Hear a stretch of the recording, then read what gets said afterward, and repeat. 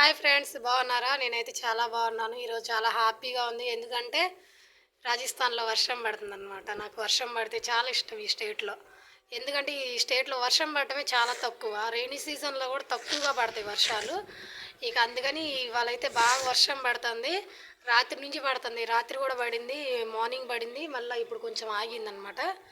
ఇప్పుడు మళ్ళీ పడుతుందన్నమాట. ఇది కూడా చూడండి, చాలా అంటే చాలా క్లౌడ్గా ఉంది. అది కనిపిస్తుందా? అసలు మబ్బులు అయితే బాగా పట్టేసినాయి.